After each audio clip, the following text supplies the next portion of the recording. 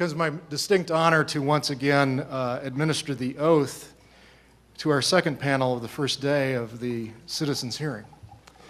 This panel will run until approximately 12:45. We'll have opening statements of 10 to 15 minutes maximum, and then questions of 5 to 7 minutes. Mr. Dillon, you've already been shared the oath, so it's your option whether to do it again, but if the rest of the panel could repeat after me. I do hereby affirm I do hereby affirm that I will tell the truth that I will tell the truth and nothing but the truth and nothing but the truth to the members of this committee to the members of this committee today. today. Thank you. We are, for the second time this morning, honored to begin with Mr. Dolan. My goodness. Thank you, esteemed members of the committee, and I will keep my remarks a little more mercifully brief than the last time. And I apologize for not having this statement for you. I will provide that for you for the record before we're done here. I just want to point out that researchers of UFO phenomenon have long argued with each other over many aspects of this phenomenon. But one conclusion that I think all of us share, at least serious researchers, is that UFOs have become a central, although covert, but a central component of U.S. history in the modern era, and indeed of world history.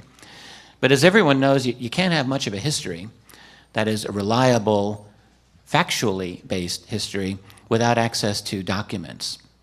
And it's the documents of the past that enable us in the present to try to puzzle through the complexities and to find solid ground, as it were. And yet it's easy for us to forget that access to most of the key UFO documents we now have came to us by way of historical accident, and it happened to be a fleeting one at that.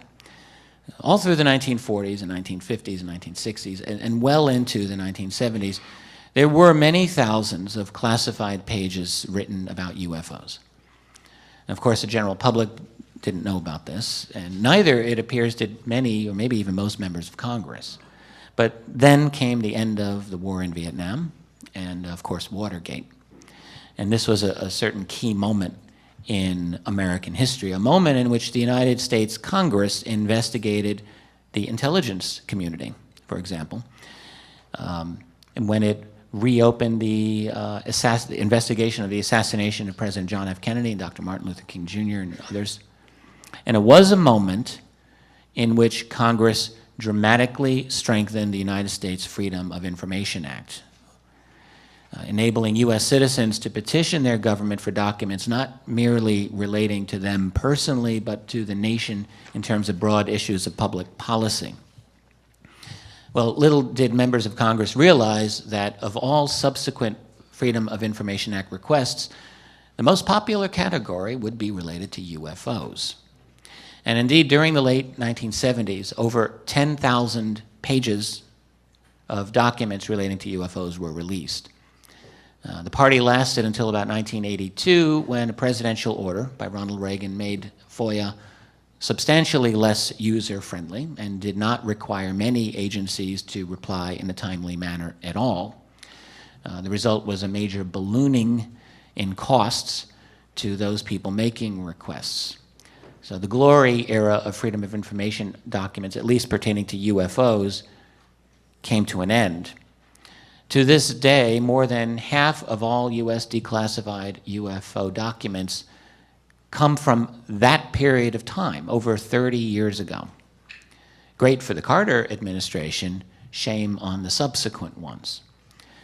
And yet we remain fortunate, I think, because the documents that we have, thank goodness, give us at least enough. They give us enough of a history to hold on to. They give us enough solid ground. And their aggregate message is startlingly clear. UFOs have been the subject not merely of interest to our nation's military and intelligence community, but at times a subject of concern and even alarm. But how could it be otherwise when we have report after report of violations of sensitive airspace by objects that defy any logical or conventional explanation? Whether the scene was Los Alamos during 1948 and 1949, or Oak Ridge laboratories from 1948 through much of the 1950s, or the many military bases during the 50s, 60s, and 70s that reported such events, the question remains, how could this not be a matter of grave concern to those parties responsible for maintaining the integrity of their airspace? And not surprisingly, we find the tone of their memos and requests for information to be appropriate to the matter at hand. Here's one CIA memo from 1949, puts the matter in this very succinct way, quote, "Information is desired if this was some new or experimental aircraft or for any explanation whatsoever." And I think these statements are, in fact, typical.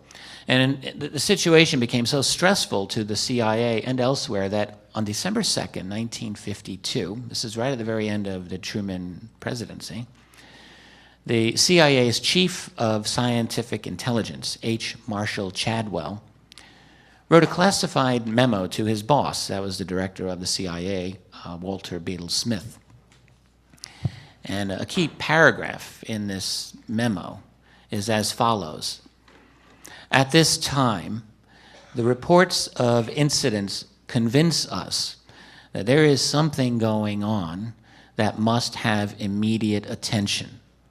Sightings of unexplained objects at great altitudes and traveling at high speeds in the vicinity of major U.S. defense installations are of such nature that they are not attributable to natural phenomena or known types of aerial vehicles, end quote. I think this is a statement that bears very close scrutiny. Here is yet another comment by a high-level U.S. official that UFOs were real, probably artificial, probably intelligently operated, and not apparently ours. And nor was there serious consideration that these were Soviet. So I would ask, if not American, if not Soviet, if not natural phenomena, and if they appeared to be technological and under intelligent control, well, we begin to run out of viable options. It is access to documents such as these that enable us to know with certainty that UFOs were a matter of serious concern to individuals at the highest levels of U.S. national security.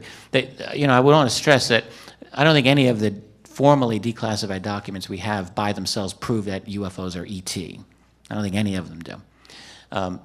But I would argue that if you take the top 50, even the top 10, that they make a very powerful case, I would say not even a matter of speculation, but a matter of proof that the phenomenon was considered real by the responsible members of our national security community. That, I would say, is not a matter of debate or speculation. And really the questions that we need to ask is, why were they considering it, and did they form any opinions themselves? And getting at that answer is a little more difficult. But nonetheless, the bottom line is these documents do prove this. And it's important because all of these levels of concern were consistently voiced within the classified world, but they were not given out publicly all through the 40s and 50s. And right up to our own era, the formal public statements are always the same. That there's nothing to this, that it may be interesting or may not, but we're not interested in it. We don't do UFOs. And fortunately, as the historical accident of freedom of information turned out, those documents proved the lie to those statements of denial. So today, official pronouncements about UFOs by the government and military, it follows the exact same tone. There's really no difference between what they say now and what they said 50 years ago, except they're a little less insulting about it. Back in the early years, there were a number of statements that talked about people just kind of being crazy, psychopathological. You don't hear that anymore. But other than that, it's really the same type of tone.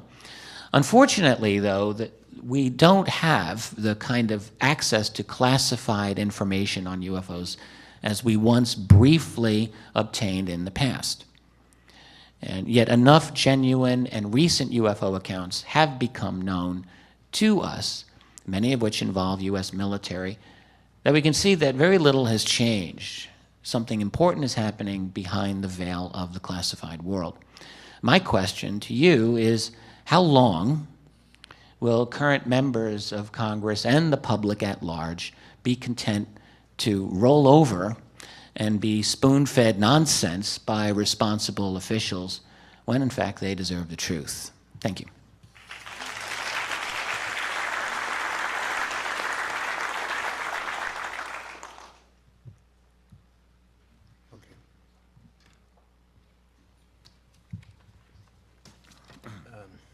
Good afternoon or good morning, distinguished members of, and panelists of the citizen hearing on unidentified flying objects, UFOs.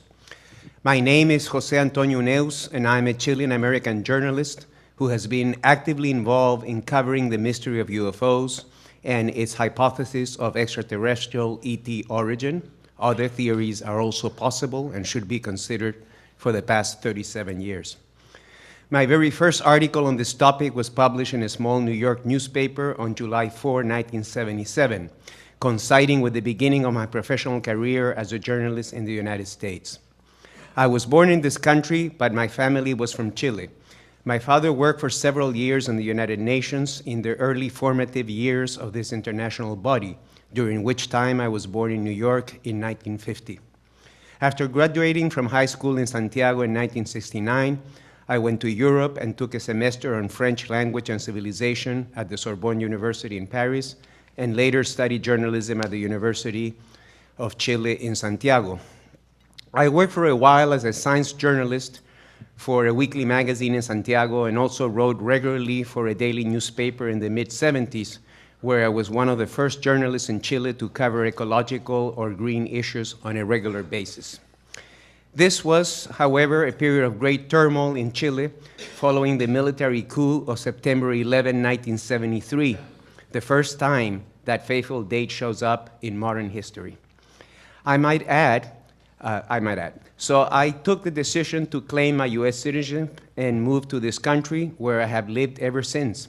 First in the Washington, D.C. area, then New York for some 25 years, back to the Beltway, where I lived in Northern Virginia for about 3 years, and now the Phoenix, Arizona area, where I moved in 2009 after I was hired to work as a full-time paid journalist and editor of Open Minds magazine, and also a writer for our website, openminds.tv, and other production and research activities in ufology for the company Open Minds Production. The subject of UFOs is a contentious one, where many different views and attitudes coexist, sometimes in a friendly manner, sometimes in a more acrimonious way. But there is no doubt in my mind that there is at least one conclusion we can and should all agree. UFOs are definitely a global phenomenon. They're sighted visually, on film, and on radar, reported, investigated sometimes officially, sometimes by private organizations, and covered by both the local and international media all over the world. It doesn't really matter what is the culture, language, religion, ethnic origin, and level of development and technological capabilities of a country. UFOs have been reported everywhere, from Alaska to Chile and Argentina in the Americas, all over Europe, Asia, the Middle East, Africa, Australia, and the oceans. There are well-documented cases in many parts of the world, including Brazil, France, Iran, Russia, Zimbabwe, New Zealand, and many other countries. Regardless of what turns out to be the final origin of this mystery, it has a great potential of unifying the different and often divided parts of our world. The reason is simple. No matter how big our ideological, religious, or cultural differences are, we would all tend to unite in the face of an unknown, possibly extraterrestrial presence. It is for this reason that some efforts have been made over the years to bring the subject to the attention of the United Nations organization. This international body, despite its flaws, is the only organization that truly represents all the nations of the world, and so it seems to be the logical place where this issue could be dealt with in a global, formal, and legal manner.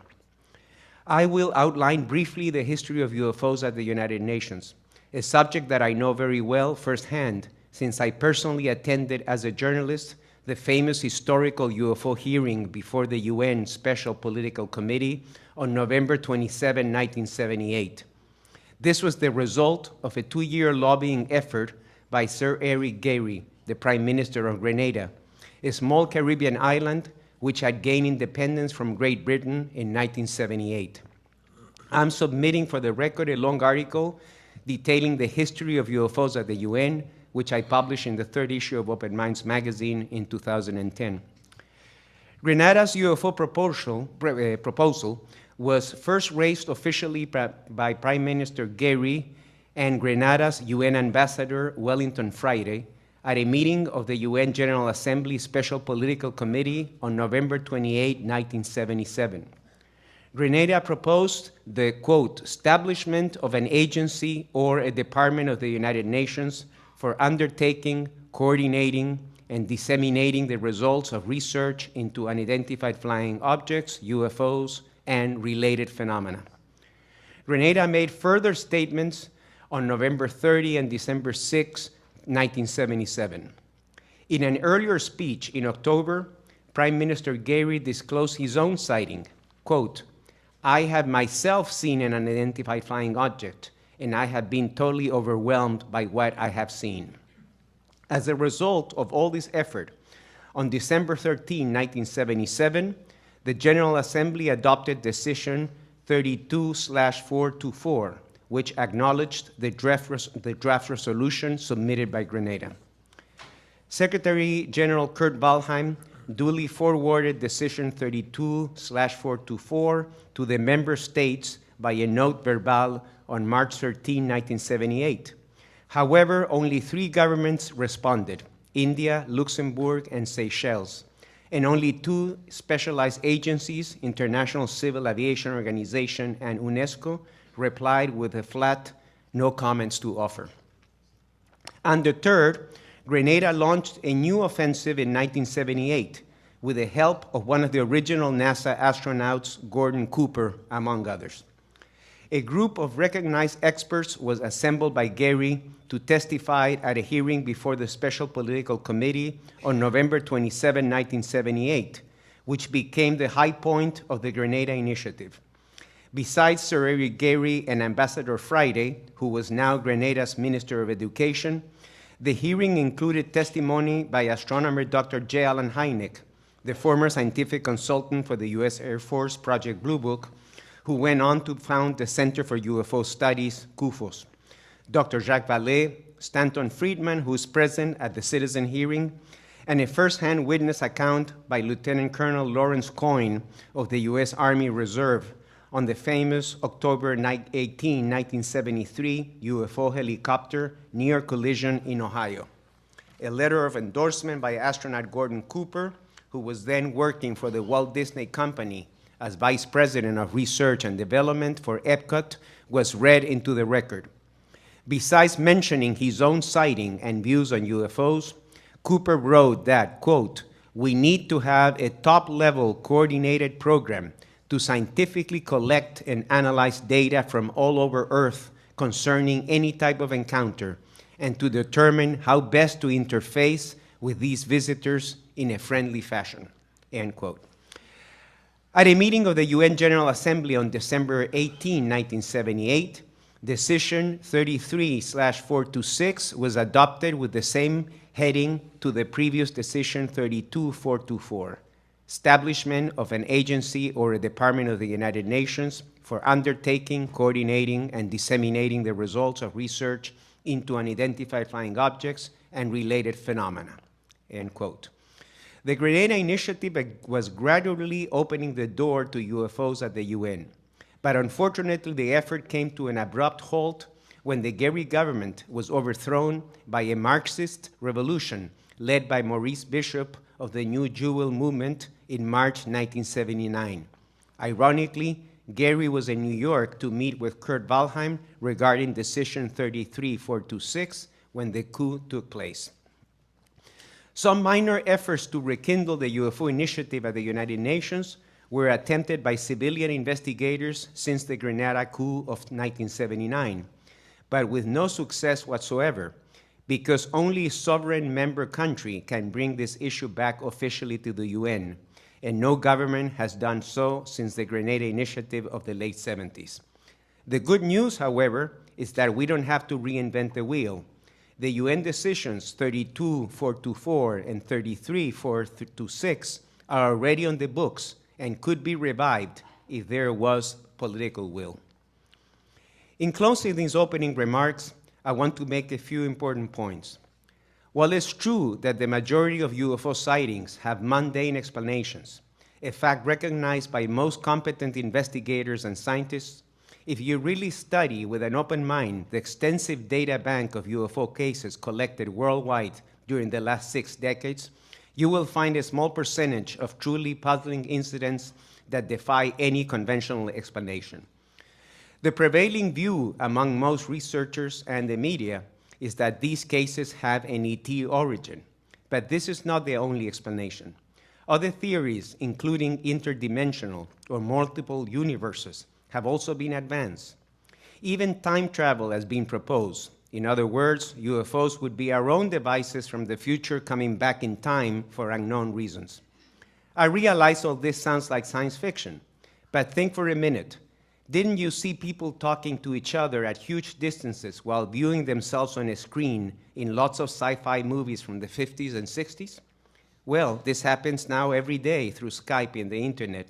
Similar examples can be multiplied ad infinitum. What is important is to look at all the data without any preconceived ideas or beliefs. The late Dr. Hynek used to say that UFOs were likely signaling the next scientific revolution.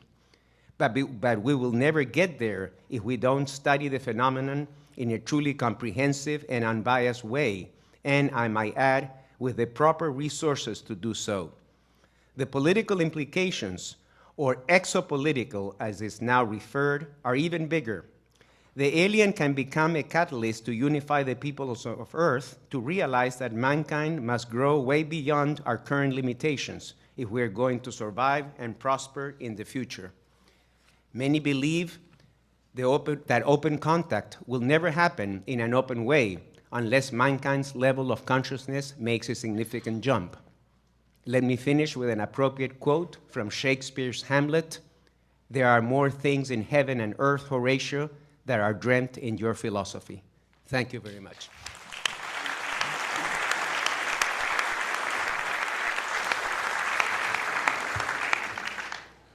Good morning. Good morning, Congresswomen and Congressman and Senator Gravel. My name is Dan Sheehan. I am General Counsel for the committee. I've been asked to speak briefly here today to address a few different instances that have occurred in my career as an attorney that bear upon this particular subject that have led to me ending up being General Counsel. I was also General Counsel for the original disclosure conference that we had in 2001. So I've been around for a while on this particular area.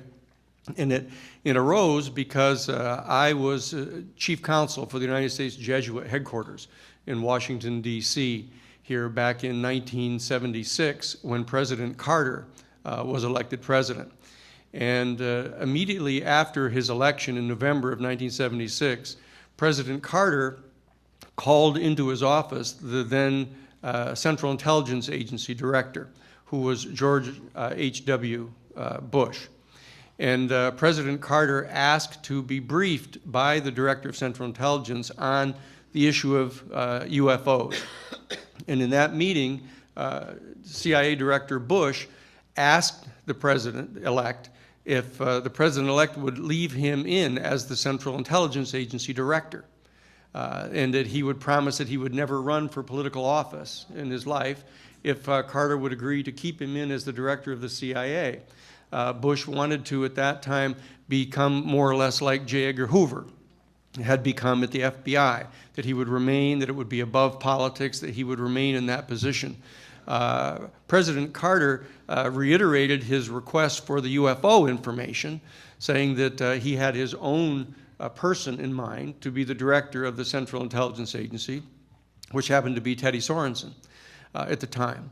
Bush at that time then refused to provide the information to him, saying that he did not have adequate clearances, he was not the president yet, and that he should ask his own Central Intelligence Agency director for that. But if he wanted to have the information ahead of time, that what he could do is he could contact the Science and Technology Committee of the House of Representatives. And they had an ongoing relationship with the Science and Technology Division of the Congressional Research Service that could go about getting things declassified to show him. That is what generated the request from the Congressional Research Service to me as the General Counsel for the Jesuit headquarters in the United States, asking if I could gain access to the Vatican Library to obtain the information that the Vatican has in its library, in its classified sections, to deliver to the President for his review. I did that. I contacted the Jesuit, who happens to be the head of the Vatican Library, requesting this information, and much to my surprise, I was denied information. I wrote a second letter to them saying, look, I guess you must not know who we are here. This is the Jesuit headquarters in the United States. We have 10 provinces here in the United States, more than any other country in the world. And we're requesting this information to share with the President. They still declined.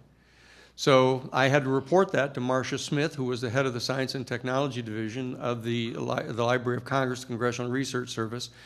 And she asked if I would be willing to become counsel, special counsel, to this investigation that was being conducted by the Science and Technology Committee. I agreed to do this.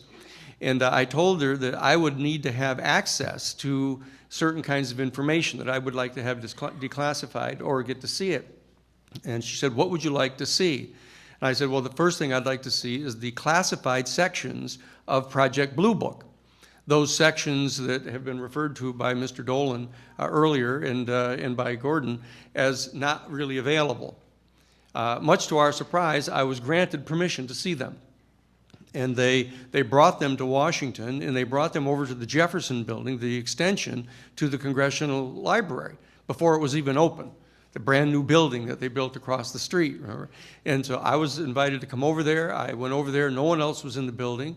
They had security people at the door. I went over, and I was brought downstairs into a room where they had these shoe boxes with microfilm in them and documents, et cetera.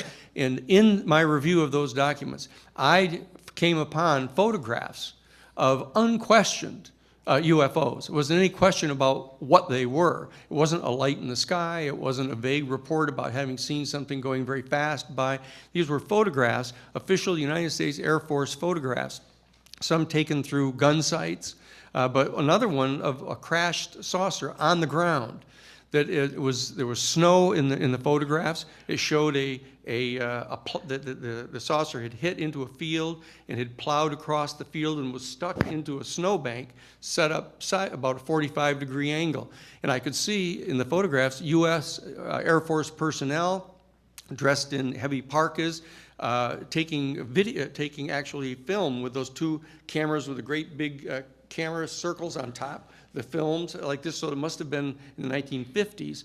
And I saw this, and I realized that I could see in one of the photographs symbols that were on the dome of the UFO sticking in the snowbank.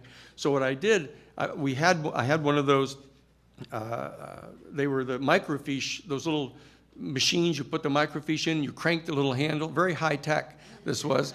And so what I did is they had told me that I wasn't allowed to take any notes when I went in there. The two security men at the door told me I was not allowed to take any notes. But I actually had a yellow pad under my arm when I went in, like this. And so when I went in and when I saw these photographs, what I did is I cranked down the focus on the machine so that I could get a close-up view of these symbols that were around the dome of the UFO. And what I did is I opened up the yellow pad and I put the yellow pad in there and I traced the actual symbols that were along the base of the saucer. And then I closed it up and I said, I think I'd probably better leave now because I have this. So what I did is I put all the stuff back into the boxes, and I put the little yellow pad under my arm, and I walked back out, and the two security guys said, I'd like my briefcase back. They handed me my briefcase, and I started to walk away, and one of them says, "What's that under your arm?" And I said, "Oh, this is a yellow pad." And he opened it up, and he leafed through all the pages, and there was nothing there. And so, because I had put it on the inside of the cardboard. And so I took that back with me to Jesuit headquarters, and I brought it to Father Bill Davis, who was my superior at the Jesuit headquarters. And we then agreed to go. We gathered all 54 of the major religious denominations, their Washington, D.C. offices, and we brought them into a meeting, and we proposed to them from the Jesuit national headquarters that we establish as a priority having the churches try to ascertain what information we could get, and that we would get the backing of the churches and then go to the Vatican Library and see if we could start to address this. Now, that is what we did. And Father Bill Davis, when I asked him this, he got puzzled, and he reached down and he pulled open the drawer out of his desk at the Jesuit headquarters, right over by DuPont Circle, 1717 Mass Ave is where we were. And he opened up the drawer, and he pulled out a photograph. And he said, "This is a photograph that I got from my sister. Her husband is in the tower in the Seattle Washington airport. He's a flight controller, and his best friend is a commercial pilot. And he took this photograph out of his window of the commercial airline, and he handed me the photograph of this." So we showed this to the people at the Washington Interreligious Staff Council that we organized, asking them if they would make this a priority. And they said, "Are there any other subjects you'd like to discuss?" Instead of that, that they didn't want to address that at that time. And what happened, I was contacted then by Marcia Smith, who was directing the investigation for President Carter at the Congressional Research Service. And she asked me if I would go to meet with the people at the Jet Propulsion Laboratory in California in the SETI program, the Search for Extraterrestrial Intelligence, and give them a briefing on the theological implications of contact with extraterrestrial intelligence. So I was privileged to deliver a 3-hour seminar to the top 50 scientists in the SETI program on the theological implications of contact with an extraterrestrial intelligence. And then in 1994, I was contacted by Dr. John Mack, who was the chairman of the Department of Clinical Psychiatry at Harvard Medical School, because I'd graduated from Harvard College and graduated from Harvard Law School, where I was one of the founders of the Harvard Civil Rights Law Review. And I had gone on to Harvard Divinity School. And he contacted me and asked me if I would represent him, because he had written a book based upon his clinical assistance to high-level military officials and others in the country who had been sent to have psychological background done on them, who had reported these direct contacts with extraterrestrial vehicles of this kind.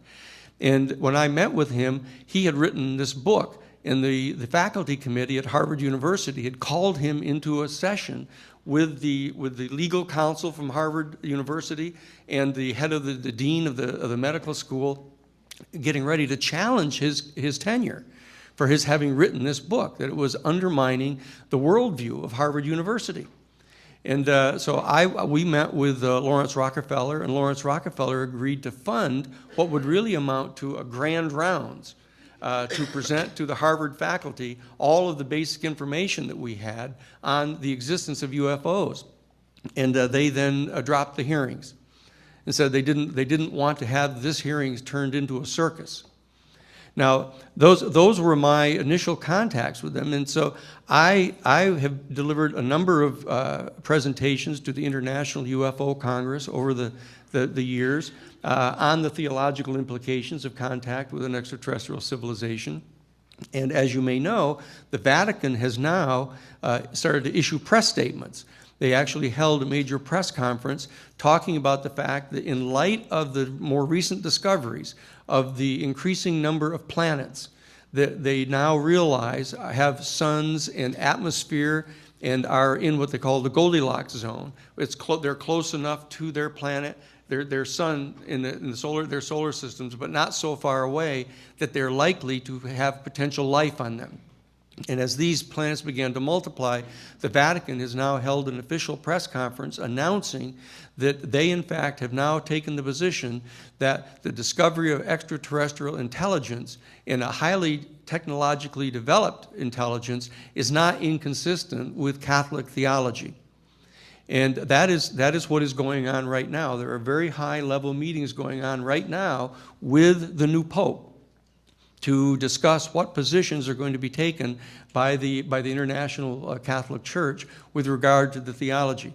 My understanding is, as former chief counsel for the Jesuits, that the fact is that the Catholic Church does not want to be behind the power curve on this issue. And they realize that with the increasing contact and discovery of these additional planets, that it's going to become clear within our generation, within our lifetimes, that in fact highly technologically developed extraterrestrial intelligence actually exists. And the findings of the Congressional Research Service that were delivered to the President, to President Carter, is that based upon all of their analysis, that they have come to the conclusion, this is an official conclusion of the Congressional Research Service, that they have come to a 95% probability projection that there are from 2 to 10 highly technologically developed extraterrestrial civilizations within our own galaxy. Now, and remember, in closing, there in our galaxy, the Milky Way galaxy, there are 50 billion star systems in our galaxy. And there are 50 billion trillion galaxies that are now known. The question, and the abiding question, and it's the one that you and I discussed last night, Congressman Bartlett, have these vehicles developed the capacity to transport vehicles beyond the speed of light? Because if they have, then all these questions now become focused. That means that they would be able to be here, come here, and go. And if they have, then all of these sightings that we've talked about, all these hundreds of witnesses that we've talked about, then are talking about a very real phenomenon. And I'll close with this one observation. When I was legal counsel for the Iran-Contra investigations, that we were the ones that actually initially discovered the Iran-Contra weapons supply trafficking. And when I delivered this information to Peter Rodino, who was at the time the chair of the Judiciary Committee of the House, through Scott Armstrong. Scott Armstrong, as you'll recall, was the staff person on Rodino's staff of the Judiciary Committee during the Watergate investigations, who discovered the taping system in the White House that Alexander Butterfield revealed this to Scott. So I went and brought this information to him, and because of his close relationship with Peter Rodino, he delivered all of the information we had about the off-the-shelf enterprise, the involvement of Poindexter and everyone else. And the response of Peter Rodino was, he said, Scott, he said, my God, he said, if what you're telling me is true about this off-the-shelf enterprise going on, delivering these weapons contrary to the orders of Congress, why then, he said, I've been telling my constituencies that they didn't like the way that American policy was going, that they should write a letter to their congressperson. And if their congressperson didn't do what they wanted them to do, you should vote for someone else for Congress. But if what you're telling me is true, Scott, my God, we haven't even been in control. I'm not going to allow the Congress of the United States to investigate anything like that. And that's the issue that's before us now. Because if, in fact, we're not in ultimate control, and there is an extraterrestrial intelligence of this type of sophistication that's been visiting our planet and entering our airspace and outmaneuvering our aircraft, it's perfectly clear that from a political consciousness that abides inside our executive branch and inside our legislature, that is not something that they want to share with the American people, because it would ultimately undermine the confidence of the governed in their governors.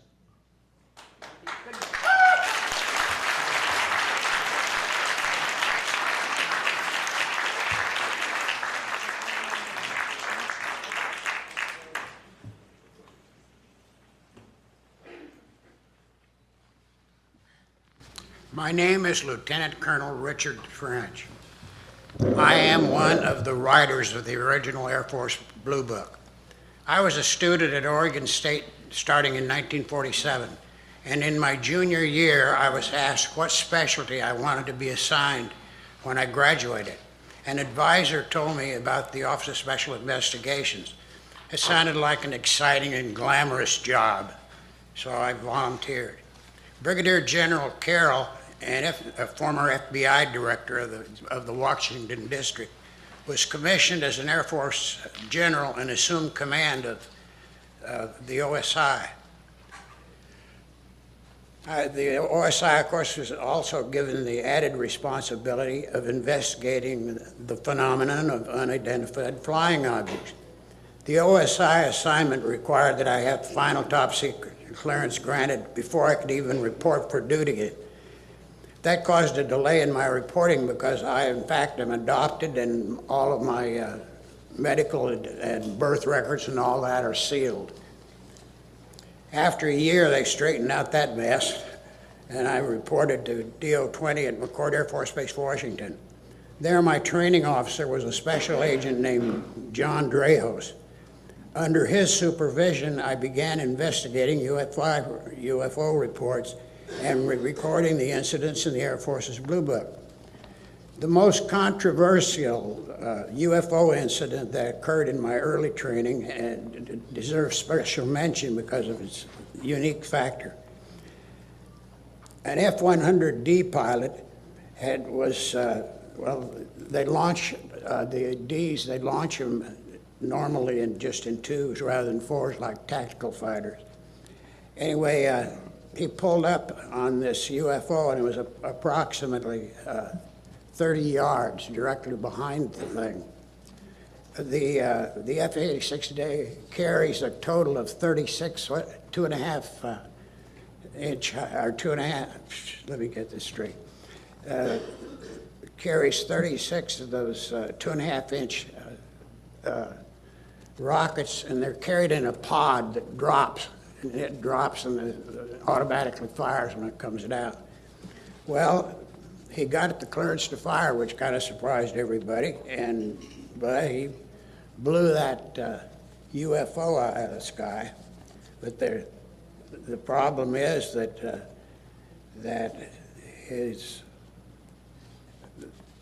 the recording of the incident. Well, let me get this exactly right. The UFO intercept violated the prohibited zone at Hanford's Atomic Energy Facility. He was a wingman and pulled up straight ahead and was given a clearance to fire. When the weapon fired, the pod dropped, but his airplane exploded. They drugged the Columbia River in a 60-mile area, and they never found a piece or a part or anything even pertaining to it. And now I mentioned that I had just a very fast look at the magic report. I hope you people are familiar with it, but if you're not, it is the original report that was prepared. President Truman was the chairman. The people who were on that committee, and I did just get a very quick look at it, but I could easily remember who they were because of who they were.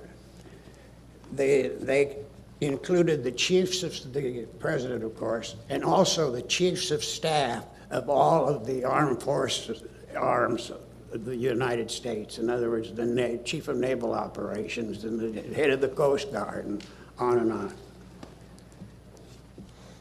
And that terminates my presentation.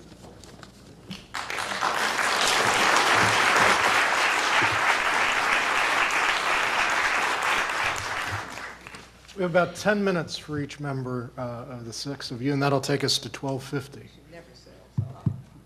And I've been asked by both the chair and the co-chair to give time reminders as we're approaching that 10-minute limit for each of you. So I'll do that as gently as possible.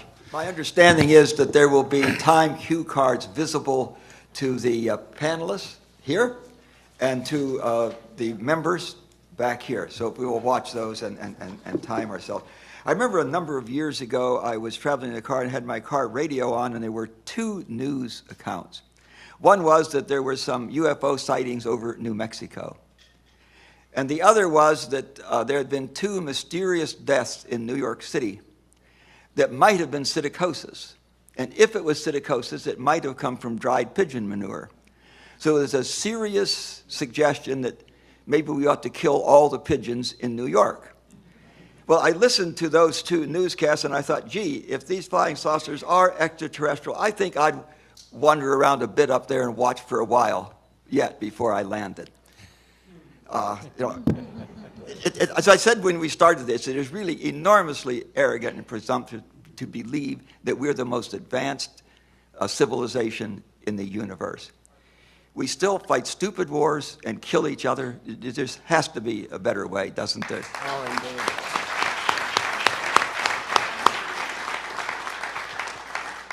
Again, I will reserve my questions till the end. My co-chair. I wanted to mention one other thing. All of the time, and there's a period there, it's about 12 years, but during that 12-year period, my primary job as a member of the OSI was to debunk them. In other words, I'd come up with any kind of explanation. We'd say it was swamp gas or you name it, anything that we could come up with to apparently convince the general public and maintain the secrecy level on that. And some of our answers, I swear, were absurd. But the swamp gas, for instance, at that time, there was an average of about 3 a week UFOs that descended into the Gulf Breeze, Florida area, if you know where that is. It's just where the panhandle is in Florida. Anyway, I went down there and we observed them just regularly, just sit there every evening with a cocktail, and then they'd come. But what was it? It was swamp gas. That was my lie, and I made good on it. But that was my actual job. Be the most artful lawyer on earth. Thank you very much. So, Colonel French, you did a good job of it, obviously. Yeah, thank you. So, for all 4 of you, I have this, it's just starting to weigh on me. If transparency would reveal that we really aren't in control, that there are actually as intelligent or more than likely more intelligent life form than humans, and that in so knowing and admitting would be dangerous. How do we, that's a closed circle, folks. So what do you recommend, how do you recommend we handle this? Let's start with the colonel who won't tell us it's a gas form. Well, I see no other way to attack it than to come up with some kind of international organization, something along the line of what we already have in hand, or some similar governmental way, and then putting those people, you know, because when you think about it, this confronts religion directly and very firmly.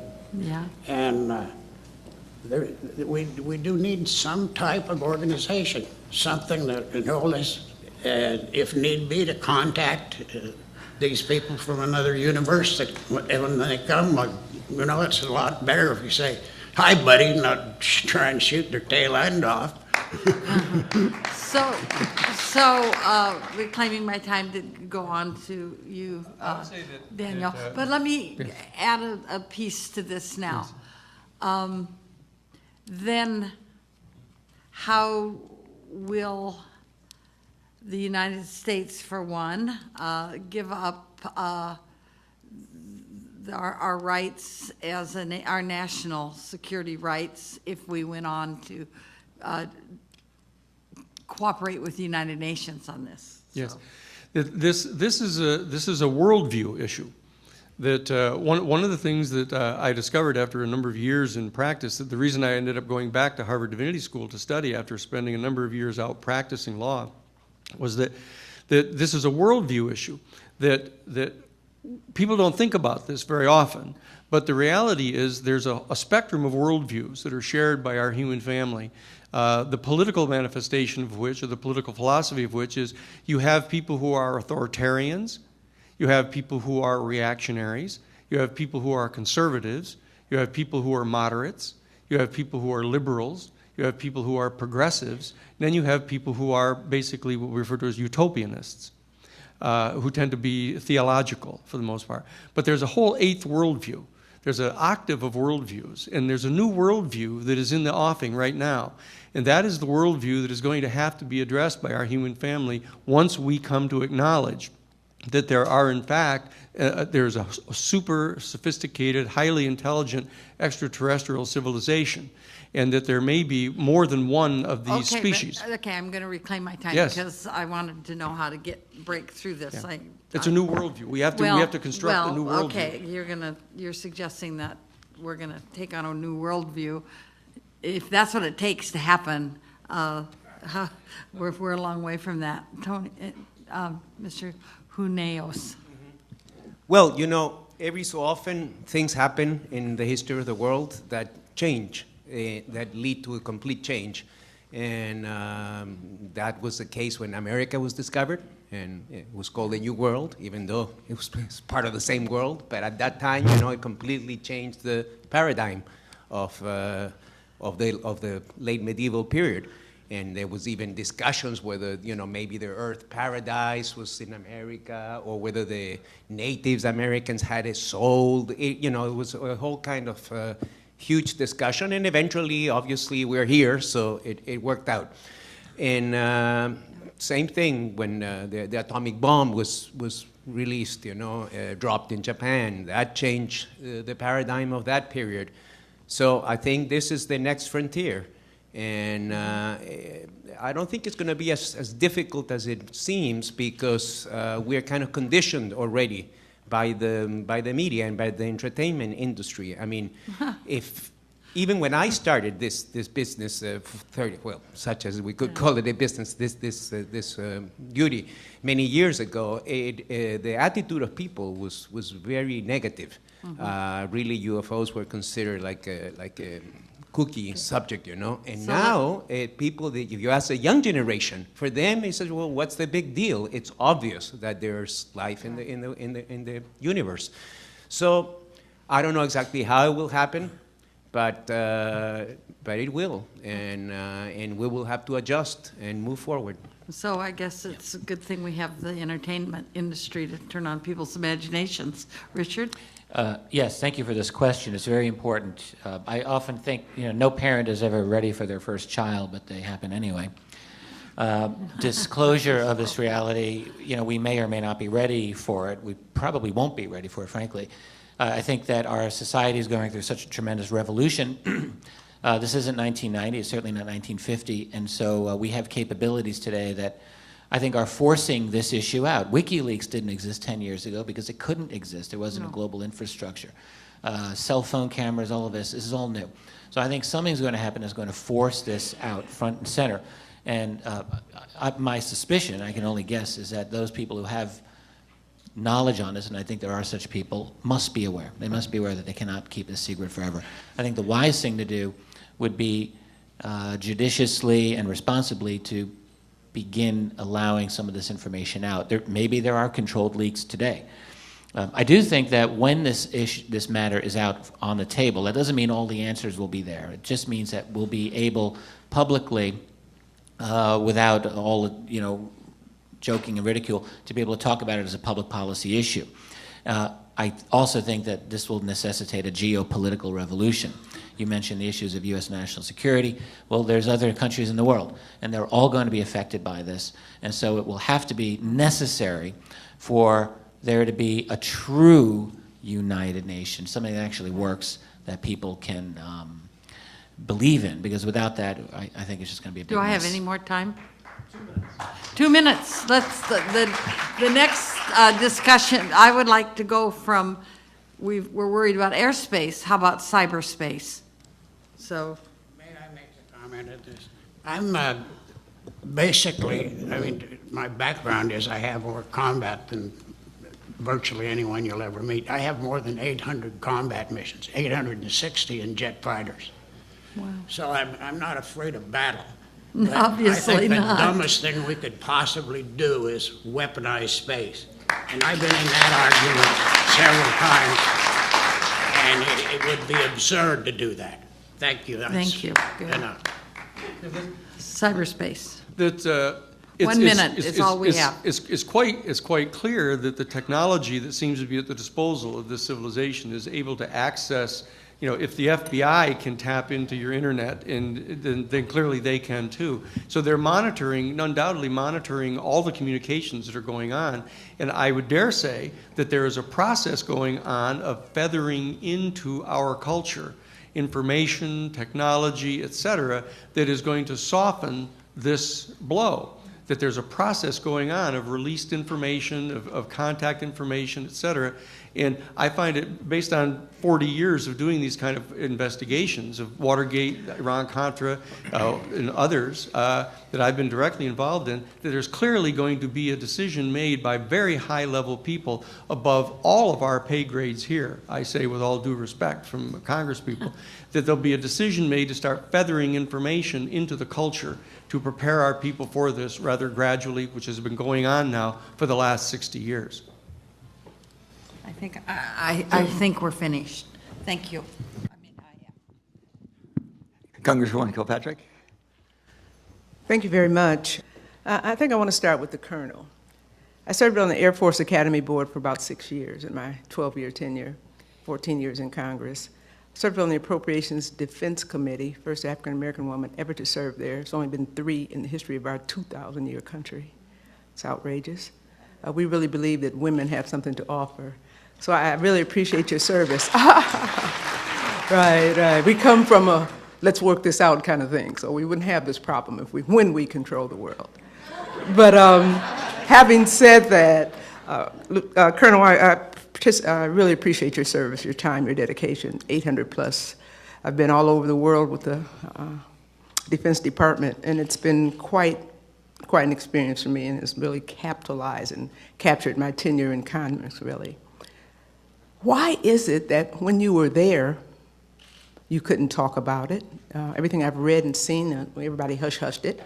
I know, wait, let me do it. I want you to do the whole question. The whole question. I know a lot of it's, from the presidential right on down to the Joint Chiefs of Staff, and one of you all spoke to that, and we're going to get back. You didn't call it by that name, but that's kind of what it was. That Truman had, exactly, as a matter of fact. Why is it now that you're at the table discussing it with us, acknowledging that it is? Probably it's because I'm in my 80s. Praise God, okay. Now, here's the problem. If you had a government job, you need to be what they call humanly reliable. In other words, they thought you were a maniac or something, you'd lose your wings and lose your job and so forth.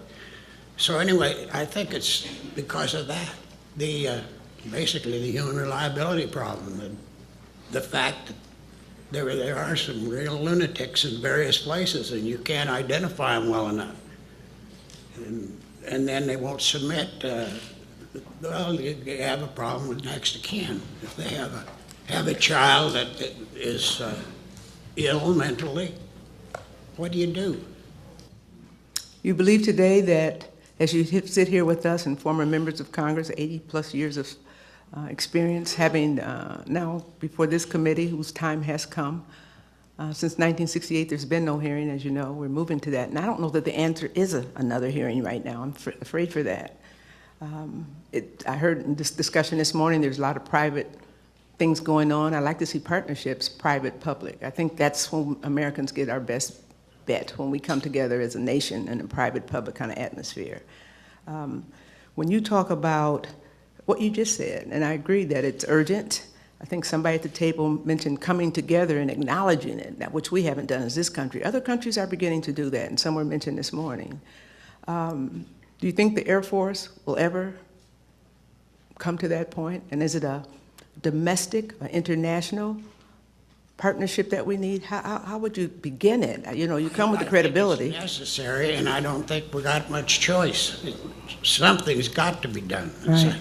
And you all have to help us formulate that, too. I agree with that. Thank you very much for your service. Mr. Sheehan, you talked about which is worse. That's how you ended that dynamic presentation that you had. Which is worse? Do we try to put this together and save ourselves with the world? or do we continue to put our heads in the sand that it doesn't exist and you know that it does? I'm at a loss. You all are giving us good information, and I think those in the audience want us to come up with some kind of recommendations. And I can't have it both ways. You got to be solid. It's a very difficult issue because of the job assignments. When a person is a congressional representative, for example, and has the duty of representing her or his congressional district in the interests that are there, it's a job. And as you know, a significant number of the congresspeople are lawyers. They view themselves as representing a certain client base. And the problem is that if we represent a nation state, and we insist upon maintaining the special privilege of our citizens, the special access we have to resources in the world, et cetera, even to the detriment of other nation states, we're still at a level of consciousness that is very dangerous. Stop. Talking too much. Yeah. Break it down for me. You Okay. got to give me 2-3 points. I mean, we don't have a lot of time. And I love everything you said. Yeah. But don't give it to me back. We got to have something to hold on to. When We're going to have to yield some of our national sovereignty to a global body like the United Nations. Okay, right there. We're not doing that. I mean, we got No. leadership presidents now who don't even acknowledge that it exists. So we're not going to yield anything. Yeah. It's got to be approached to it. Maybe we do it better because we're former elected officials, public policy makers. Can't say it like that because the wall goes up and you won't get past it.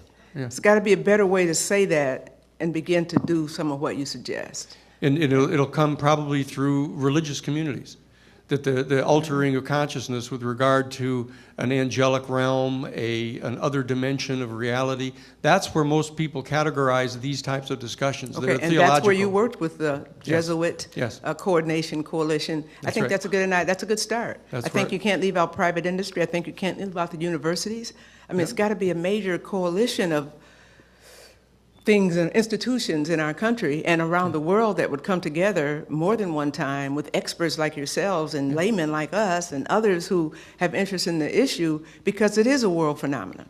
And if we keep acting like it doesn't exist, then we all lose, the world loses. That's right. So, I think time is urgent, and I'm very new at the issue, so I'm just learning it. Even as a member of the Appropriations Armed Service Committee, we tacitly touched it, but then it goes away. Yeah. Even at the academy, where we outstanding young men and women who dedicate their lives to this country, and they have some things that they look at, and then it's put away. It's in the Air Force Academy Exactly, book, exactly talking right. Whole about chapter. how to address UFOs. Exactly. It's there. I was going to go to the Air Force Do you feel the Academy. urgency? Yeah. Do you all feel the urgency? And I'm going to ask, I'm going to say your name wrong. Thank you very much, Mr. Sheehan. Is there urgency here, or are we just here just talking? Normally, people have put it away. I mean, officially, right, governments. But I think in a way there is, because the potential it has a very good potential. Like I said in my statement, it could really do the trick that everything else has failed. You know, what do we do in this earth? We have tremendous problems besides this issue, environmental problems, hunger, and so on. You know. And somehow we don't seem to be able to deal with them as a world society. There's just too much fighting and ideological differences and religious differences. The issue of religious is very important. Look at all the recent problems we've had internationally, you know, with certain factions of the Islamic religion and all that. In fact, I wrote an article in the magazine about UFOs in Islam. Which was quite interesting for me to research that. And like all religions, you know, again, you have many factions within a religion. I do agree with Daniel. Probably if the Pope and other religious figures, they might be the way to do it. That may do the trick rather than the political will, because you know how politics are. I mean, you know better than we do how things get very difficult. Well, I see I have a minute left. Thank you very much for that. Just in kind of summary and trying to understand it. As an appropriator, 12 years on the Federal Appropriations Committee with a budget of nearly $3 trillion, the biggest being the armed services of $700 billion. Now we're on our knees. We don't have the money for this or that.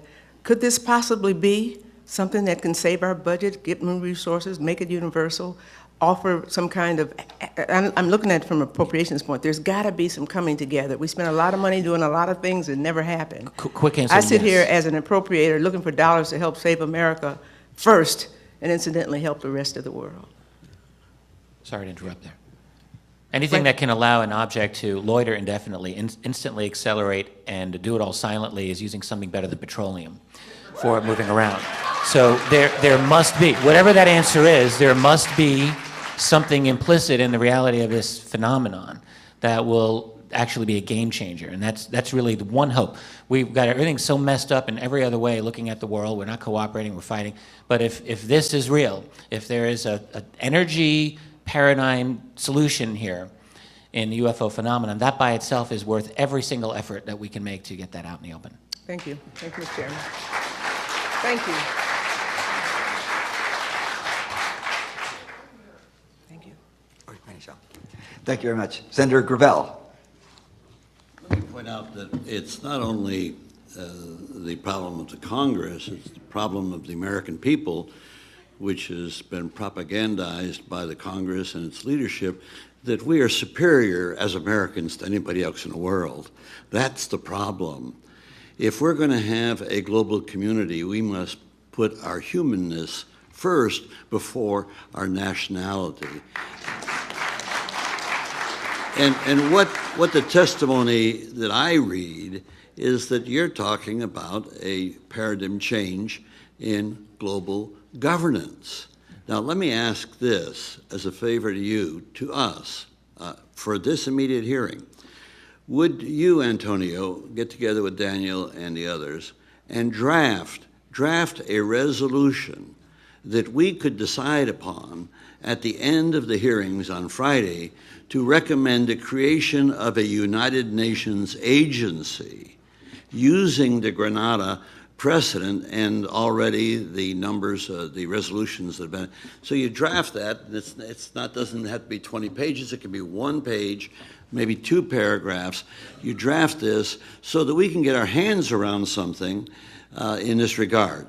And then we'll have to make a decision, are we prepared as former public officials, as private citizens, to put our money where our mouth is, and that is to be globalists before we become nationalists. And that's the answer. Yes. So if you could provide us with that document, we'd be deeply in your debt as on this side of the table. And I could start that a little bit, because there's a provision in the United Nations which is called the Uniting for Peace Resolution. And Henry Kissinger told us about this in Gov 180 at Harvard College, and he said, if the world population ever finds out about this, we're all in trouble, he said. I was kind of wondering who he meant by we. And he's right.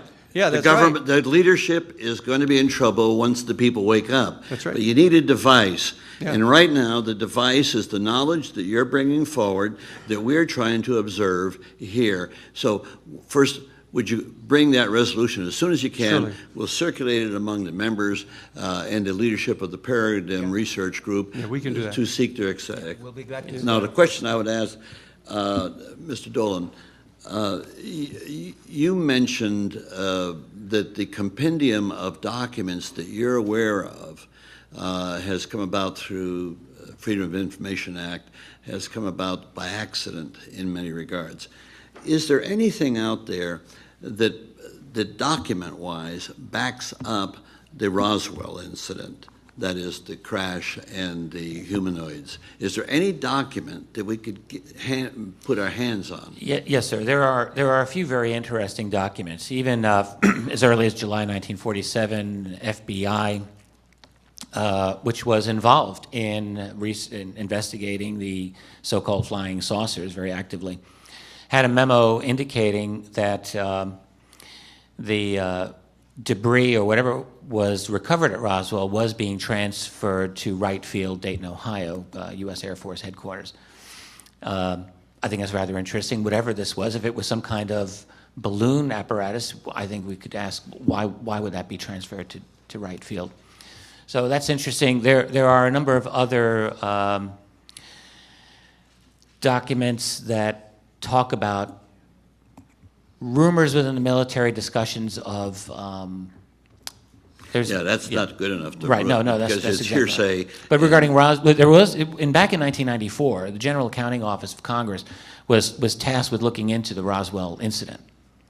All right, and this was on the initiative of the late Representative Stephen Schiff of New Mexico, whose constituents asked him to do this, and he did. Schiff talked about this at length, about how the Air Force and the Pentagon just stonewalled him, gave him nothing, gave him a lot of expletives as well in the process. But what the GAO's investigation was that the relevant records at Roswell from the end of 1946 into, I think, 1948, 49, were gone. All of the records that they were looking for, that they expected to find, were, surprise, not there. And there was no explanation given. These were records, according to the GAO, that should not have been removed. They were permanent, but they were gone. And the Air Force, by the way, was very, very deft in their handling of this, because while the GAO investigation was going on, the United States Air Force took the initiative and did their own study, quote unquote study, in which they beat the GAO to the punch in terms of publicity, got their own thing out there and said, oh, yeah, it was a classified balloon project known as Mogul, which was designed to test to see whether the Soviets were detonating their own atomic devices. It's a big, big, fat report. It looks very impressive. When you actually read it, it's a load of fluff, in my opinion. But that was their explanation. They beat the GAO to the punch, and so they won the PR war. Good, thank you. Mr. Sheehan, would you address briefly what is the theological implication? Briefly. Yeah, it's coming to grips with the full import of the theological reality is what undergirds all of this, is that for each of us to recognize that we are incarnated in a material form, but that there are other vibrational frequencies at which there are other dimensions of reality going on at the same time. Our theology is the realm in which we deal with it. It's a category of knowledge in the human family in which we deal with other dimensions of reality. What happens after death? How did we get here? What are we doing here? What's our ultimate purpose? These are things that are raised by the UFO issue. And that's why I reiterate that it's theology, it's in the realm of theology that we have to come to address this. And when we do, what we're going to discover is that we're going to draw down into our culture a lot of those same realities that, for example, the Native American culture and some of the Aboriginal cultures understand, that they are in a dynamic relationship with other dimensions, other vibrational frequencies. And that our culture has closed itself off from that from the time of the Enlightenment in trying to define ourselves as separated, individuated, intellectual beings, and that we're not in a harmonious, in balanced relationship with the rest of reality. The consequences, of course, are falling upon us now because of the global climate change that we're experiencing, the contamination of our environment by ourselves. And this is the crisis, I think one of the crises that's going to confront us. And that my sense is that we're going to become much more, if we probe into the theology of all of this, we're going to come to have a much more profound appreciation for the Native American culture and the theology of the Native American culture and the faculty of intuitional perception that our human family has, which is a faculty that's evolving teleologically in our culture. And this is what Teilhard de Chardin has dealt with it within the Jesuits.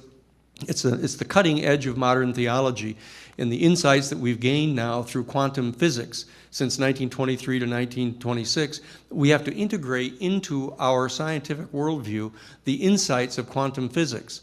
And we have to begin to readjust our basic worldview, as I pointed out before, to evolve a new worldview that integrates these capabilities. Thank you very much. I yield back the balance of my time.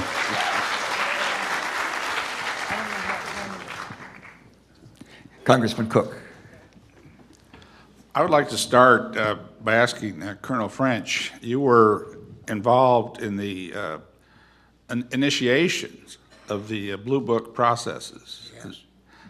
Could you elaborate a little more on what you found out from that, and especially so I have a better understanding of how that got stopped or discarded, or what exactly happened on the Blue Book, and how long did that go on? I just need a better understanding. I'd like to throw you a curve if you don't mind too much, but they ask about what happened to the results of the accident at Alamogordo.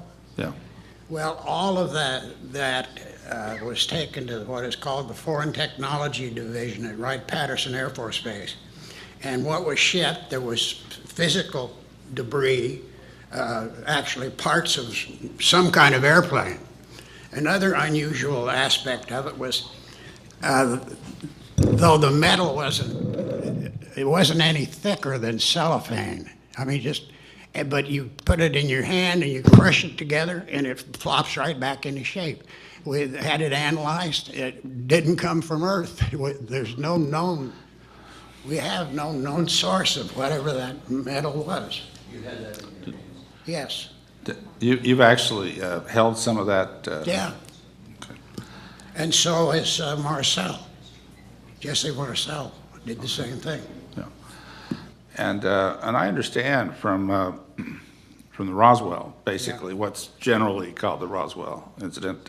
I realize there were several different locations of materials gathered up. Yeah.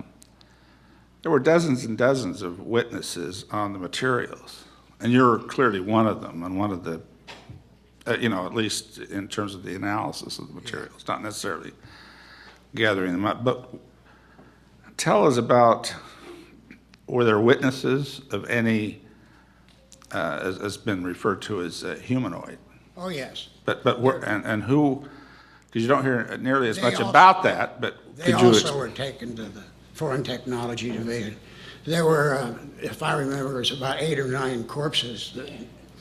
And I'm more interested right now in the witnesses to that. I've read the accounts, but who were the? There were many witnesses of material. I can't point you to anyone that can add to that except Marcel. Okay. Because he was the first one that picked it up. Went out to the crash, policed up the pieces of the airplane, and there were specific markings on them, like they were identification numbers for parts or something of that nature. But it would look rather like Arabic writing. It didn't look like anything from our part of our neck of the woods. Did Marcel indicate that he had actually witnessed the humanoid part? I know he witnessed the answer over here. Well, and please, if anybody can illuminate. Well, first of all, there are quite many witnesses, of course, who've gone on the record about Roswell. Unfortunately, we'll have a Roswell panel here Okay. during this maybe week. Okay. And there are a number of researchers who've specialized in that. My question was, it started off as the Blue Book, but then Blue Book was the U.S. Air Force official public investigative body of UFOs from 1940. Actually, it was a successor of a couple of previous ones. Started in 1952, went up to 1969 when it was closed down. Okay, but it did include some of the Roswell stuff. It included nothing in Roswell, the Blue Book. No, there's nothing on Roswell. So that was okay. Well, I'd asked about the Blue Book and nothing that I've ever When heard did you of, say anyway. it was closed down, and what was the reason for that? The end of 1969. Well, what happened in the 1960s is that the United States had a big wave of UFO sightings. 1965, 66, made the news. Gerald Ford, congressman in Michigan, talked about it on the floor of Congress. His constituents had seen UFOs, and he was not satisfied with the answers that were coming from the Air Force. And the pressure was really on the United States Air Force to do something about this. It's hard to remember because it's so far back in time, but the Air Force was losing a lot of credibility on this. A lot of people were not believing the Air Force explanations, and swamp gas became a big national joke at that time. And so really all the Air Force wanted to do was just get rid of UFOs. And so what they ended up doing was they contracted with the University of Colorado to conduct what was to be the first true public scientific investigation of UFOs. And the whole attitude was, whatever Colorado comes up with, that's what we're going to conclude. Okay. And what that study did is that was a whole big mess, and half the scientists got fired midway through the project because they were believers. The man running it, Edward Condon, was absolutely dead set against any kind of pro-UFO, pro-ET. So based on that recommendation, the Air Force was able to wash their hands, say, thank you very much, and they said, we're out of the business. We're not doing this anymore. And there's no way to retrieve any of the, I just got to make sure I understand this. And I appreciate, because you've illuminated this greatly for me. But is there any way to find out exactly what was in the Blue Book at this point then? I mean, I'm looking for. Yes, I mean, Well, the Blue Book files are... They're still there. They were You're available. saying they're absolutely being covered up? No, the No, Blue no, Book they're files now- are released. Oh, we can still read Yes. those. Okay, well, I was But the confused on problem, that issue. The problem is, Classified sections. yeah, and the problem is the Roswell stuff is not in the Blue Book files. Okay, Yeah. now I've got a better understanding of all that. And in the prior panel, Stanton Friedman referred to a memo by a General Carol Bollender in which he stated, in closing Blue Book down in 1969, that UFO reports affecting national security were not part of the Blue Book system. Okay. So Blue Book, I do remember him yeah, saying that. yeah. If I could turn to Mr. Huneeus and Mr. Sheehan, religion has been brought up and implied in terms of this whole thing several ways. And now you're not trying to say that just because Pat Robertson has a particular view or because popes in the past have said things that clearly don't agree with what you're saying as a Jesuit, Right. that religion is somehow against the idea of extraterrestrial life? No, in fact, it's quite the contrary. That, remember, religion, religare, the Latin derivative of religare is to relink. The whole idea of relinking the intellect, intellectus, the root of intellect is intellectus, the ability to distinguish the difference between.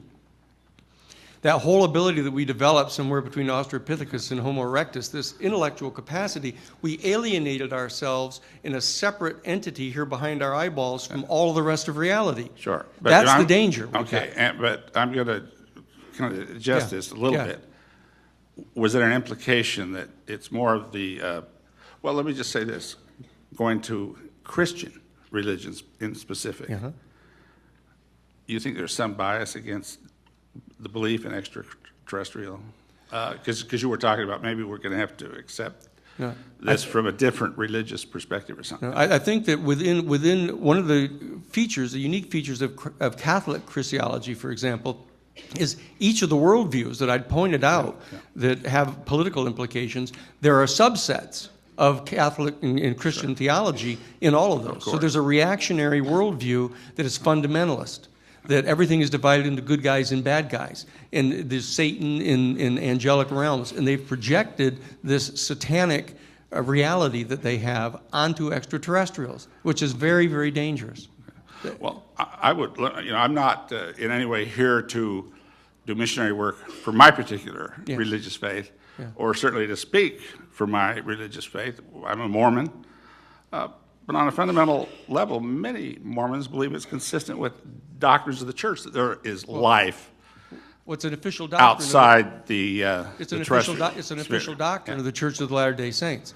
The actual belief in extraterrestrial intelligence. Well, and I want to make that point clear. Yeah, Again, yeah. I'm not here for that. No, to, but it's true. To preach or anything like But that. it is true. But I'm also, I think, and I think most Mormons believe as I do on that, Yes. would still say that's still a leap to say that we've had the visitation. And there's nothing in the religious sense that would prohibit that. Right. But we need as strong an evidence as we can to help this panel open up some congressional hearings. And by the way, I'm not giving up on the United States Congress yet. Yeah, I don't think we have to go to the United Nations. Maybe that might be a way. But let's also try to open this up at the United States Congress Yes. level. I agree.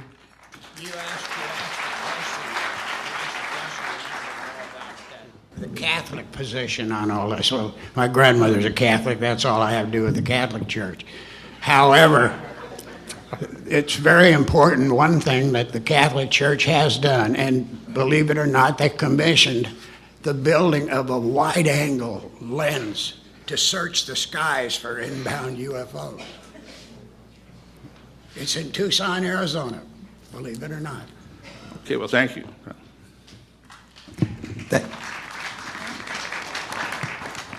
Thank you very much. Congresswoman Hooley?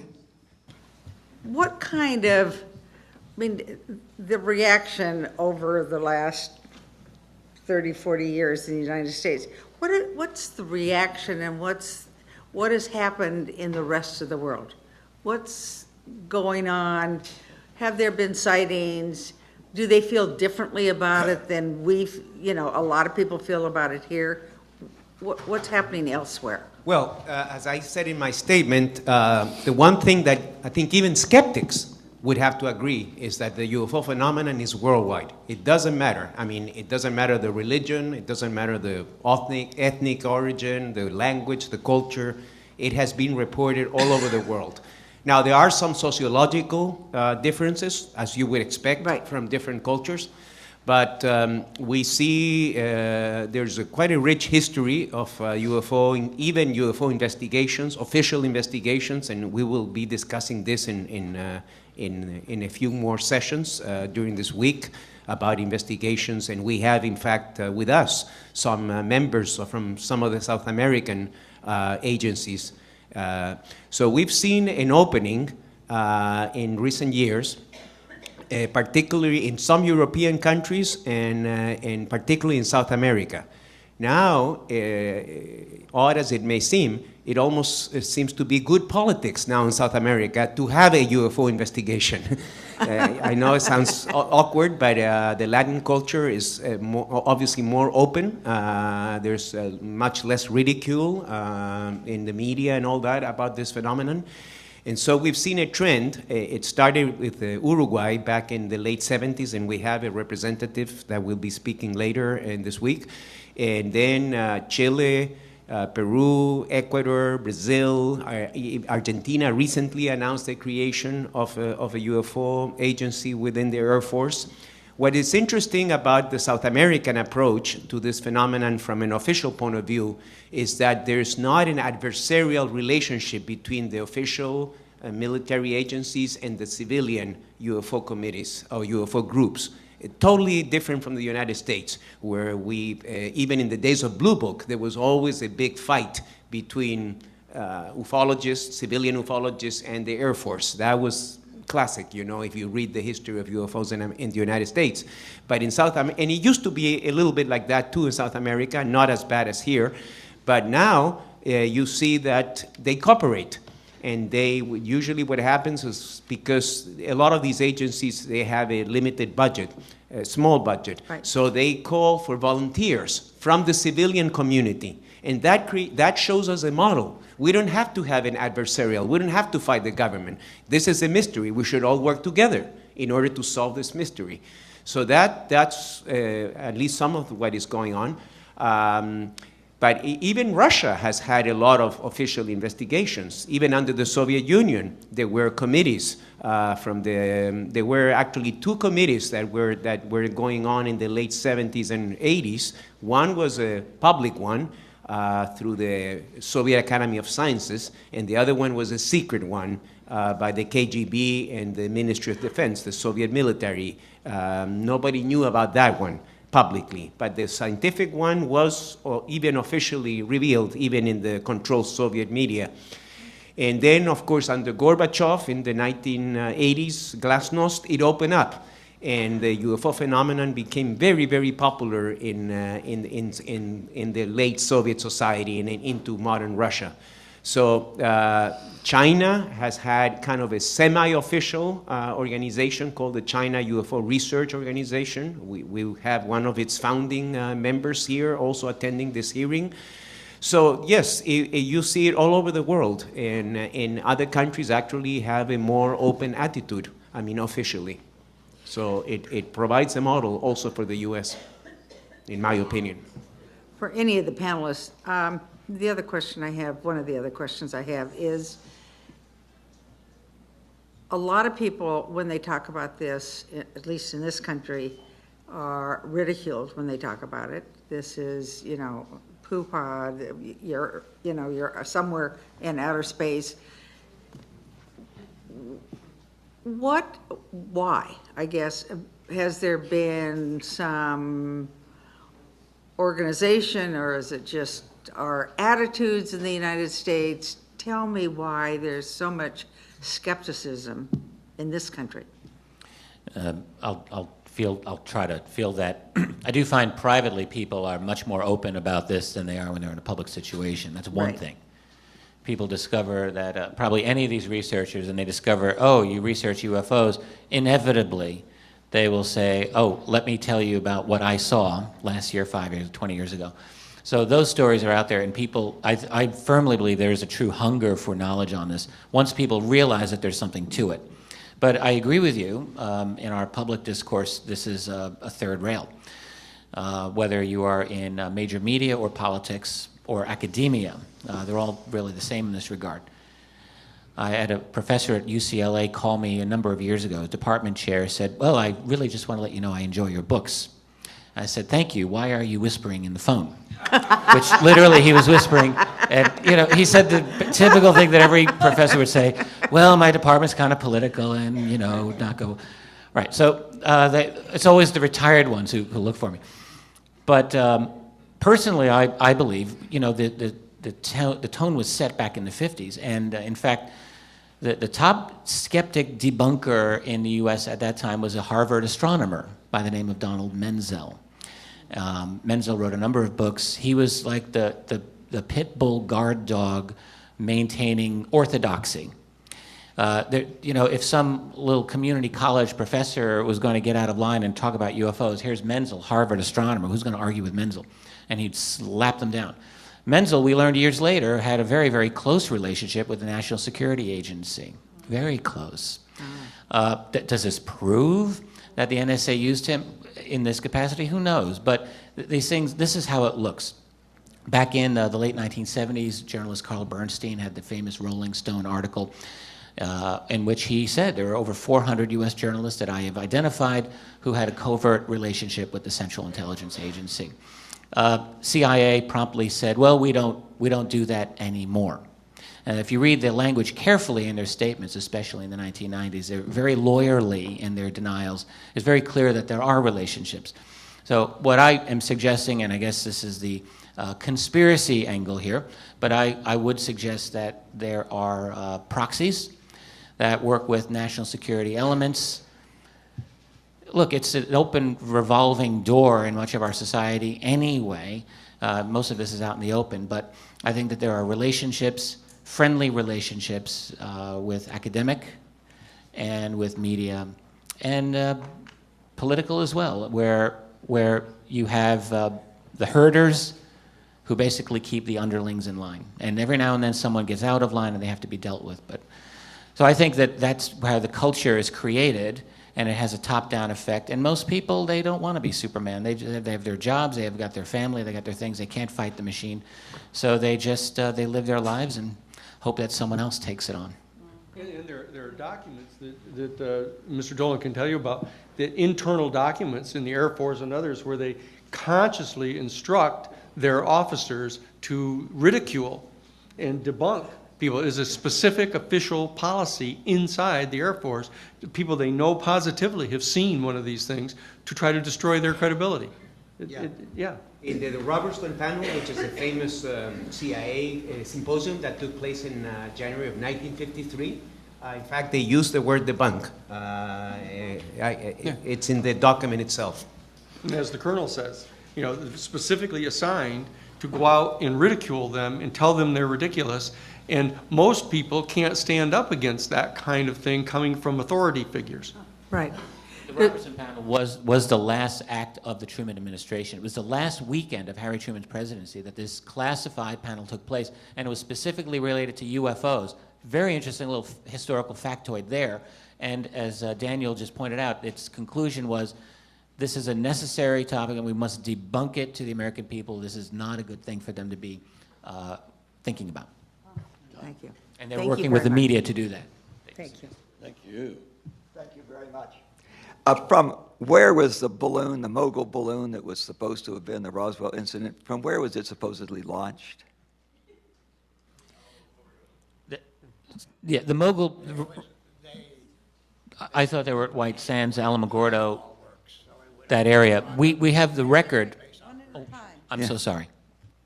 From where? You know what a pieball is? It's a high-altitude balloon that they track. They launch them and then track them so they can keep track of upper air currents. But when it was launched, when Marcel launched the thing, he would have been probably standing right in front of base ops, because that's where they send them up from. From where? Base operations. You see the fighter squadrons or bomber squadrons or whatever, they have their own particular area, but transient airplanes always launch from base operations. How close is one of those to Roswell? It's on Roswell base. So what they're saying is that the balloon was launched there and crashed there. Yes. Well, I don't know where exactly that it crashed. See, these balloons were supposed to be determining possible Soviet nuclear detonations. I was just curious where they thought, because if it was launched somewhere else, the probability of it landing at Roswell was vanishingly small. You know, I had a course in advanced statistics, and it's vanishingly small probability. Sir, the United States Air Force in their 1994 report said these were launched out of White Sands. And, you know, and actually they had a schedule of a number of these balloon launches that went down and were recovered. So there were several that were from the spring of 1947, and in fact they speculated that this wasn't really a slam dunk, but they indicated that that they thought that they'd identified the one launch that was in fact supposedly the Roswell crash. I'm trying to remember the date on that. You know, as has been mentioned, the curious thing about all of this is in the GAO report, there was nothing for them to look at because all of the relevant information had been destroyed. They had no idea at whose command it had been destroyed.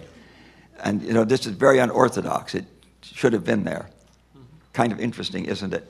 I was a member of the Science and Technology Committee. I think it was simply called the Science Committee then.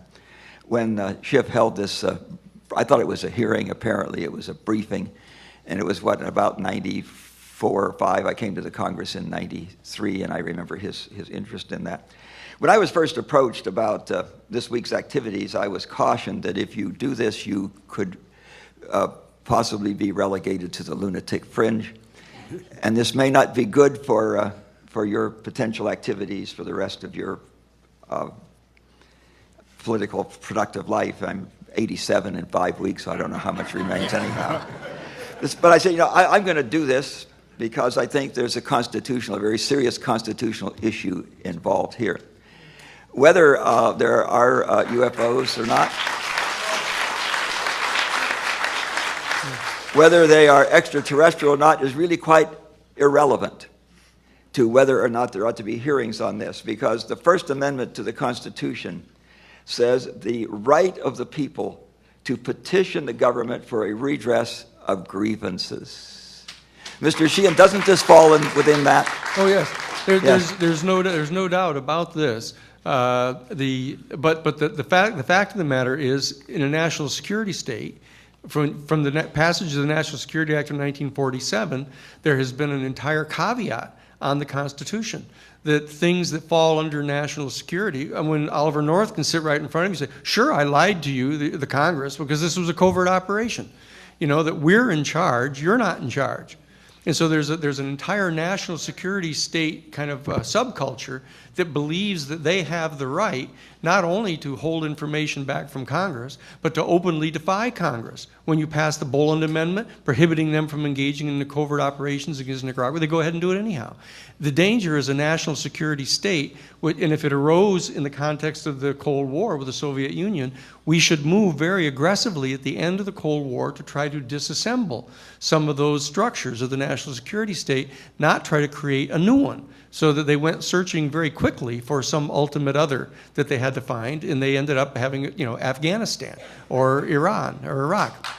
It's a mindset, and it's that whole kind of retrenchment into a defensive position in the face of the ultimate other. And it's an ultimate mindset that we have to try to overcome. And as I point out, that it's a theological issue, because that is a malfunction of our intellect. And it cuts us off from our harmonious relationship, not only with the rest of the universe, but all other intelligent species in the universe. And that's what we have to address, I think. It's a worldview issue. Thank you. For 20 years in the Congress, I served on the Armed Services Committee, and I remembered Eisenhower's caution as he left office that we should be concerned about the military-industrial complex. I understand that in the original draft it was military-industrial congressional complex. And he didn't want to be too political, so he took out the congressional. It's too bad he did that, because this really is a military-industrial congressional complex. The F-35 is built in 48 states. There are 96 senators, and I don't know how many hundred representatives to support the F-35, not because we may need it, but because it creates jobs. Yeah. And too many of us cannot differentiate between jobs that consume wealth and jobs that create wealth. Yeah. It's on the front page of the Washington Post today. You look at the headlines of the Washington Post, and it says that the sequester of trying to cut back on the military budget, all the arguments are coming out now. We can't do that because of all the jobs and the employment. I mean, it's an old saw. We've developed an economy that is so reliant upon military spending that, in fact, it drives the policies to go looking for adversaries. And if we lose the adversary of the Soviet Union on December 31st of 1991 with the dissolving of the Soviet Union, it takes them less than a few years to find another one. And if you have to go so desperately that you're looking to Afghanistan and Iran as being your ultimate threat to the most powerful nation in the history of the human civilization, there's a motive for that, and it's not because they're threatening you. When we held a hearing on this in the Congress about the economic effects, if I was chairman, I wouldn't have held the hearing, economic effects of sequestration. And when it came time for my question, my 5 minutes, I said, suppose when we left here tonight, we broke all the windows out of this building. And we did that all over Washington. And overnight, a crew came in and replaced all of those broken windows. And we did this every day. We broke out all the windows, and the crew would replace them all. Wouldn't that create a lot of jobs? Just think of the jobs that would create. And my question was, do you think that would have a long-term beneficial effect on the economy? I wanted them to understand the difference between jobs that create wealth and jobs that consume wealth. Well, we've been talking about the Constitution and why I'm here. I'm here because I think that the Congress owes the American people a hearing on this subject. That's right. That's right. Absolutely. You may be dead wrong. There may be nothing to UFOs. That is irrelevant. You have a right to petition the government for redress of grievances. All of my questions have been anticipated by my colleagues. Thank you all very much for a very good panel. And we'll now stand in recess for lunch. Thank you. Thank you.